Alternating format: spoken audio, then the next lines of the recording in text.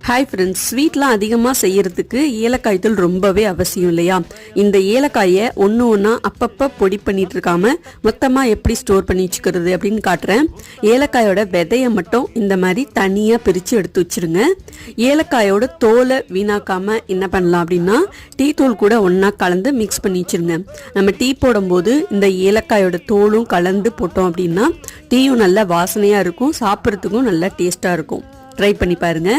இப்போ இந்த ஏலக்காயோட விதையை மட்டும் நல்ல ட்ரையான ஒரு மிக்ஸி ஜார்ல சேர்த்துக்கோங்க. இது கூடவே ஒரு 6 டேபிள் ஸ்பூன் அளவுக்கு சர்க்கரை சேர்த்துக்கோங்க. நீங்க ஏலக்காயோட விதை எந்த அளவுக்கு இருக்குன்னு பார்த்துட்டு அதுக்கு தகுந்த மாதிரி சர்க்கரை சேர்த்துக்கோங்க. நல்ல மிக்ஸி ஜார்ல ஓட்டி எடுத்துட்டு வந்துட்டீங்கன்னா ஏலக்காய் தூள் ரெடி.